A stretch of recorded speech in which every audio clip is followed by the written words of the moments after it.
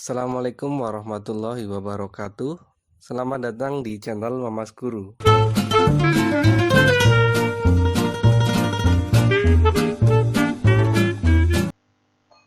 Pada kesempatan kali ini saya akan menjelaskan mengenai konsep akar. Ya, ini mungkin sudah dipelajari kalian di SMP, cuma akan saya perkuat lagi karena nanti akan dipakai khususnya di materi eksponen di matematika peminatan kelas 10. Konsep akar, nah ini yang penting adalah yang ini.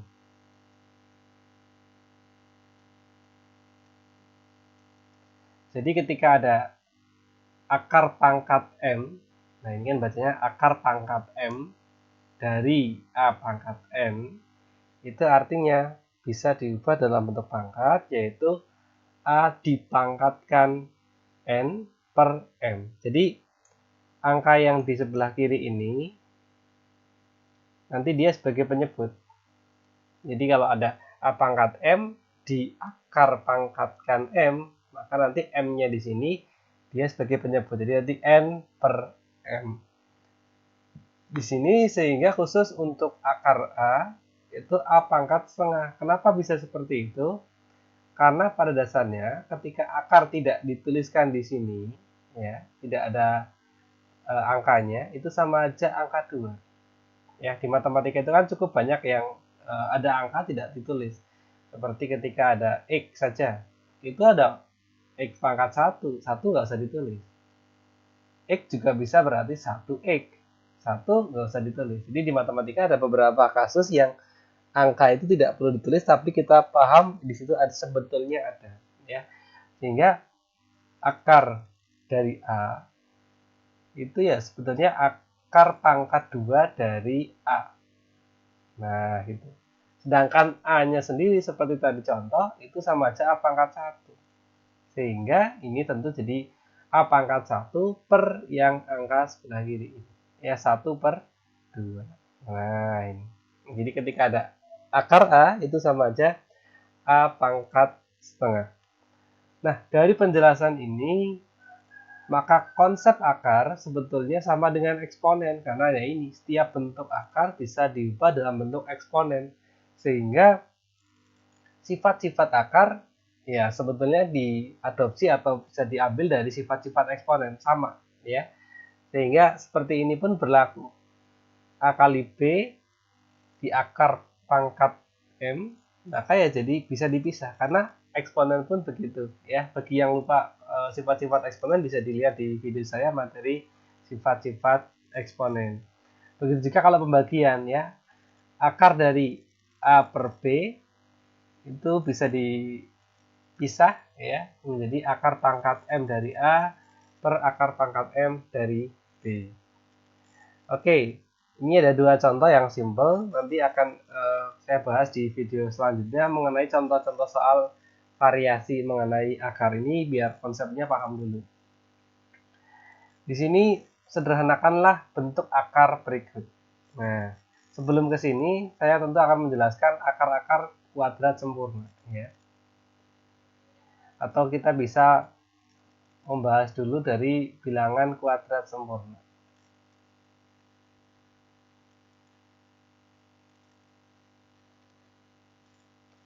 Ya, bilangan kuadrat itu ya bilangan yang diperoleh dari hasil mengkuadratkan suatu bilangan. Jadi 1 kuadrat 1, ya. Ini kalau disebutkan 1 kuadrat, 2 kuadrat berarti nilainya 4. 3 kuadrat berarti 9.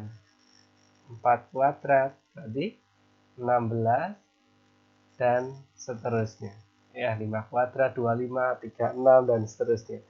Jadi ini penting kalian pahami, terutama mulai dari 4 ini, ya, karena akar 1 itu kan tetap, jadi jarang dipakai, ya. Sehingga yang nanti akan sering kita pakai adalah 4, 9, 16 dan seterusnya. Nah, di sini contoh yang pertama akar 12. Ya, ini saya tuliskan di sini. Akar 12. Secara teori 12 itu kan bisa diubah jadi berbagai macam bentuk, ya. Bisa 2 kali 6, ya, bisa 1 kali 12, Bisa juga 4 kali 3 atau 3 kali 4 sama saja. Nah, jadi secara teori akar 12 ini ya sama saja ya dengan konsep akar yang tadi bisa dipisah. 1 kali akar 12. Bisa juga diubah jadi akar 2 kali akar 6 ya, karena 12 itu 2 kali 6 bisa dipisah ya, seperti sifat yang nomor 1 ini.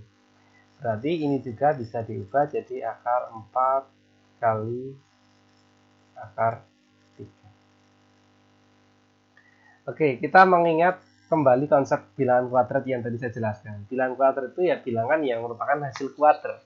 Itu 4, 9, 16, 25, dan seterusnya. Nah, bilangan kuadrat tentu ini sudah dari SD ya. Itu kebalikan dari akar. Jadi kalau 2 kuadrat itu 4, maka akarnya 4 ya, 2. Kalau 3 kuadrat itu 9, berarti akarnya 9 itu 3. Jadi nilai-nilai yang di akar menghasilkan bilangan bulat adalah bilangan kuadrat. Ya, 4, 9, 16, dan seterusnya tadi. Sehingga kalau akar 1 ini tetap ya, akar 1 ya 1. 1 kali akar 12 ya, tetap akar 12. Sehingga ketika kita mengubah jadi 1 kali, itu ya nggak mengubah keadaan akar 12, di sini tetap akar 12. Sehingga bukan ini yang kita inginkan. Di sini ada akar 2 kali akar 6. Ya, akar 2 kita nggak tahu nilai pas ya, karena akar 2 tidak pas bilangan bulat. Akar 6 pun begitu. Sehingga kita tidak bisa menyederhanakan kalau kita mengubahnya jadi akar 2 kali akar 6 ya. Tapi kalau akar 4 kali akar 3, akar 4 bisa kita ubah. Akar 4 berapa tadi? Nah, ini ya, sudah kita bahas tadi akar 4 itu nilainya 2. Berarti akar 12 2 kali akar 3. Nah, itu bisa cukup dituliskan 2 akar 3 ya. Kali itu otomatis dituliskan seperti ini. Nah, begitulah cara menyederhanakan akar. Jadi simpelnya adalah kita harus bisa memecah bilangan kuadrat berapa sih. Nah, gitu ya, bilangan kuadrat berapa yang merupakan pembagi dari bilangan yang di dalam akar. Saya contohkan lagi. Misal akar 18. Ya, akar 18 ini bisa diubah jadi macam-macam. 3 kali 6 bisa. Ya, tadi ya, bisa diubah jadi akar 3 kali akar 6. Bisa juga diubah jadi akar 2 kali akar 9. Ya, 2 kali 9 kan 18.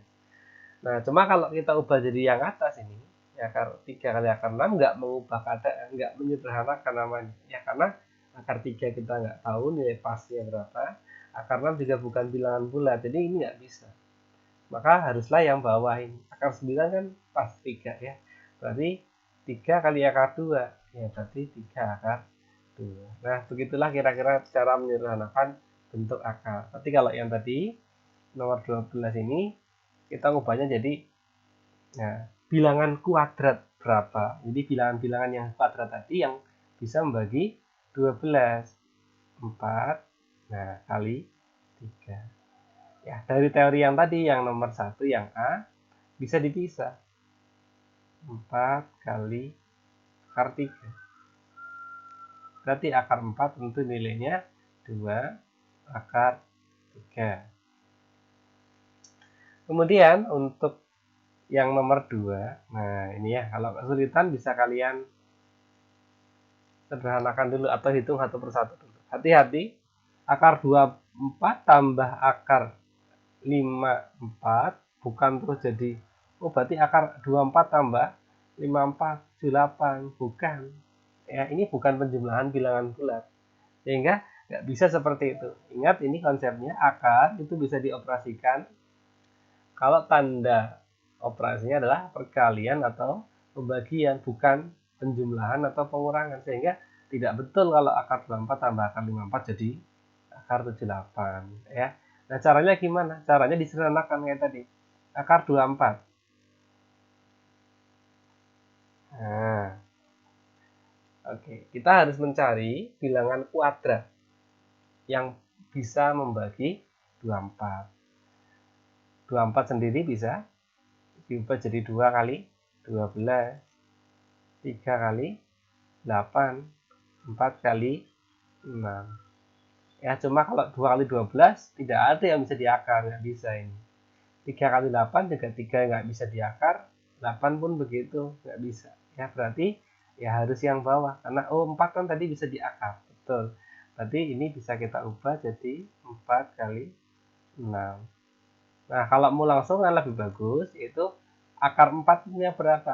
Akar 4 itu 2, sehingga akar 4 langsung keluar jadi 2. Akar 6-nya nggak bisa, ya sudah, tetap seperti itu.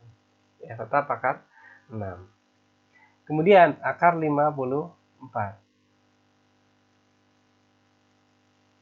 Akar 54 berarti sama ya. Kalian cari silahkan bilangan kuadrat ya. Jadi bilangan yang di sini tadi yang bisa membagi 54. Maka kita temukan berapa nilainya?